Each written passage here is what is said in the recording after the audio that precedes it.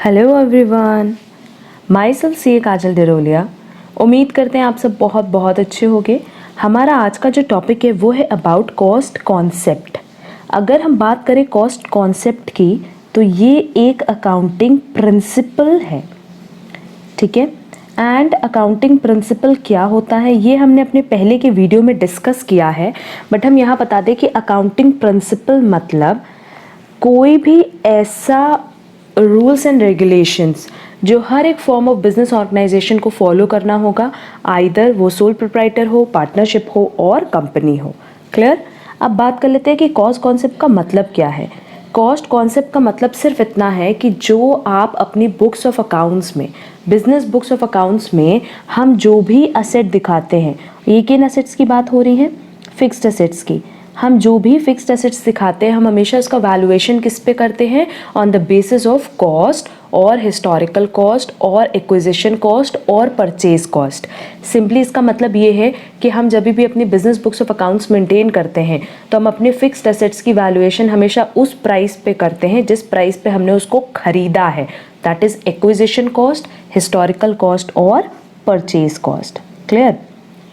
देखो यहाँ लिखा भी है, by this concept the value of an asset is to be determined on the basis of historical cost or in other words acquisition cost, और आप लोग स्लैश दे करके यहाँ लिख सकते हो कि ये परचेज कॉस्ट की बात कर रहा है। क्लियर।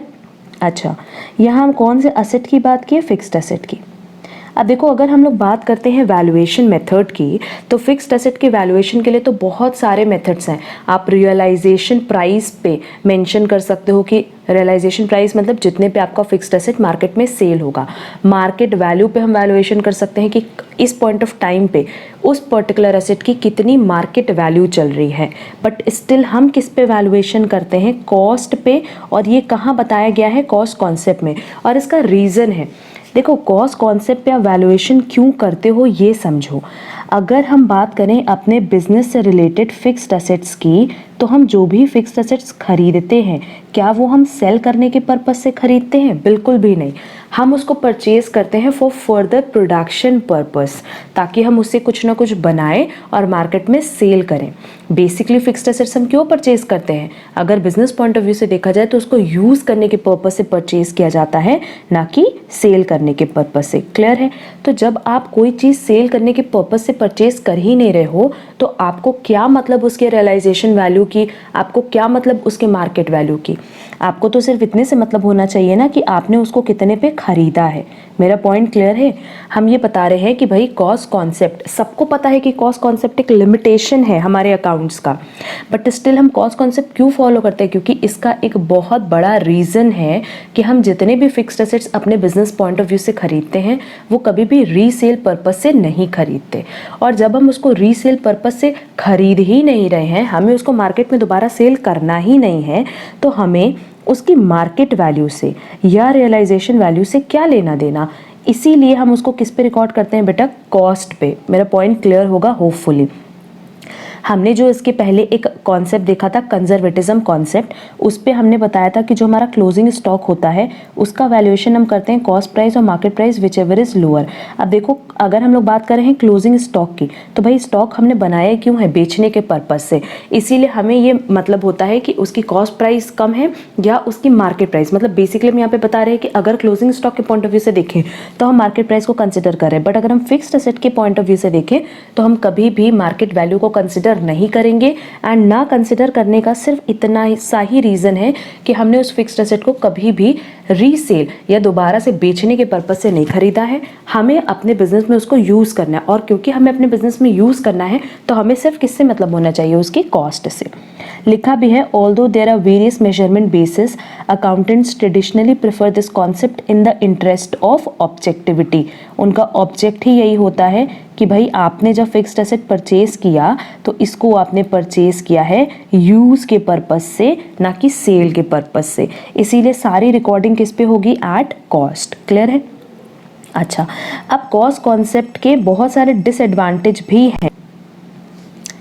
अगर हम बात करें कॉस्ट कॉन्सेप्ट की, तो कॉस्ट कॉन्सेप्ट के बहुत सारे डिसएडवांटेज भी हैं, उसकी भी बात कर लेते हैं। However the cost concept creates a lot of distortion to as outlined below. अगर हम ये 3 पॉइंट ना भी पढ़े ना, तो आप लोग खुद भी बता सकते हो कि भाई अगर हम कॉस्ट कॉन्सेप्ट पे अपनी बुक्स में असेट को रिकॉर्ड कर रहे हैं, तो जो एक प्रॉमिस करते हैं कि balance sheet true and fair picture देगा, वो कैसे ट्रू एंड फेयर पिक्चर दे रहा है। एग्जाम्पल लो, मान लो आपने एक लैंड परचेज की है 2001 में, इसकी प्राइस उस टाइम 10 लाख थी, ठीक है, और आज हम हैं 2000 मान लो 11 में, तो क्या 2011 में भी इस लैंड की वैल्यू 10 लाख होगी? कभी भी नहीं। ये बढ़ करके कम से कम कितनी हो गई होगी? 50 लाख हो गई होगी, ठीक है। तो जब हम बुक्स में 10 लाख पे ही वैल्यूएशन कर रहे हैं, तो क्या हमारी books true and fair picture दे पा रही है? नहीं। यही देखो फर्स्ट पॉइंट में लिखा है, in an inflationary situation when prices of all commodities go on an average, acquisition cost loses it's relevance. Clear है? अगर इन्फ्लेशनरी सिचुएशन की बात करें, मतलब जहां पे आपकी प्राइस राइज होती है हर प्रोडक्ट की मार्केट में, ठीक है, अगर हम उस पॉइंट ऑफ टाइम की बात करें, तो उस केस में हम ये जो हिस्टोरिकल कॉस्ट पे अपनी बुक्स में रिकॉर्डिंग कर रहे हैं, ये कहीं ना कहीं हमारी बुक्स को डिस्टॉर्ट करेगी, that is true and fair picture नहीं देगी। क्लियर? सेकेंड पॉइंट देखो, लिखा है हिस्टोरिकल कॉस्ट बेस्ड अकाउंट्स में loose compatibility.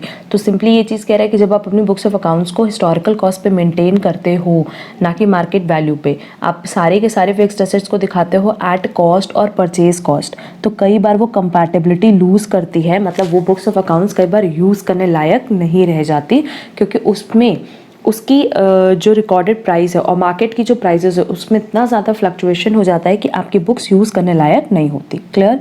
And last and सबसे इंपॉर्टेंट जो डिसएडवांटेज है, many assets do not have acquisition cost. सबसे बड़ा एग्जांपल ले लो ह्यूमन एसेट्स। अगर हम बात करें ह्यूमन एसेट्स की, जो आपके ह्यूमन रिसोर्सेज हैं, क्या उनकी किसी भी तरीके से आपको acquisition cost, purchase cost calculate कर सकते हो?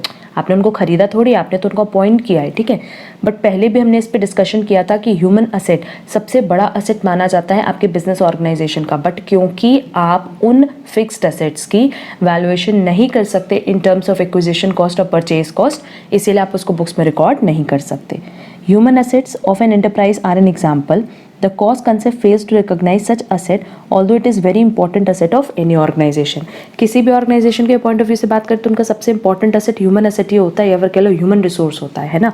बाकी सारे असेट्स तो आप परचेज कर सकते हो, बाकी सारे एसेट्स तो आप परचेज कर सकते हो, बट ह्यूमन एसेट एक ऐसा एसेट है ना, जो कि आपके बिजनेस की ग्रोथ के लिए सबसे ज़्यादा इंपॉर्टेंट होता है, बट क्योंकि उसकी कोई एक्विजिशन कॉस्ट नहीं है, क्योंकि उसकी कोई परचेज कॉस्ट नहीं है, क्योंकि उसको हमने खरीदा नहीं है, इसीलिए हम उस एसेट को कभी भी बुक्स में रिकॉर्ड नहीं कर पाते।